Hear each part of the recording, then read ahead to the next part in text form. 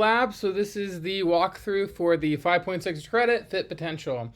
The reason why I didn't have this as an assignment is because this is an assignment in multiple other entrepreneurship courses. So it's a really good exercise, but because it's in so many other courses, I want to not necessarily do it here. It's better to do what we're doing with the business idea number 1, business idea number 2.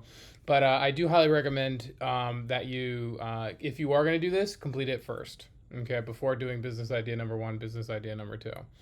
Okay, so how does this work? Again, I'll let you read all of this. That can help.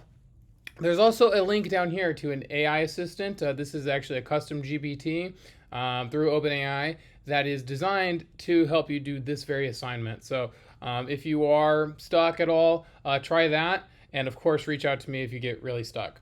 Fit potential. First step is this. Click File and make a copy. Okay, so I'd make a copy here. You can maybe do fit potential and your last name, something like that. But how it works is this. 3 areas of interest, maybe sports, boats, real estate. I don't know, 3 different areas of interest. And then you list 10 potential problems within each, within those 3 areas. So it's not that it's 30 problems, it's that it's maybe 3 or 4 for the first problem, maybe 3 or 4 for sports, 3 or 4 for boating, and maybe 3 or 4 for real estate, okay, if we're going with that.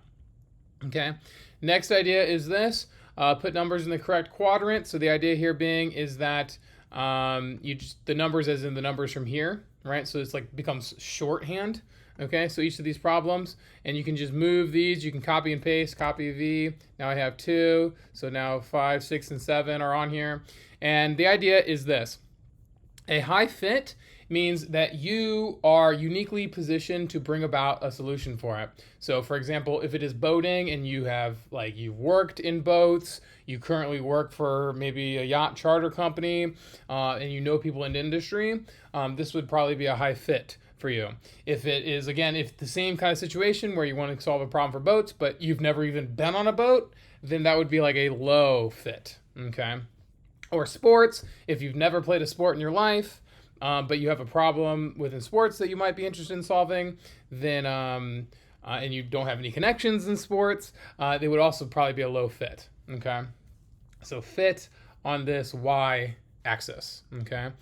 On the x-axis is the idea of potential. So it's if you have this problem and you can maybe you have a solution that already works to solve this problem, again, that would be a high fit. If many people have this problem, right, then it would be a high potential. So for example, maybe you identified a problem within boating, but you are not in that industry at all. So it might be a low fit, right, but a high potential. If you are on the other end of the spectrum, you've worked in yacht charter companies, you are really well connected, have a network of people, then it could potentially be both high fit and high potential.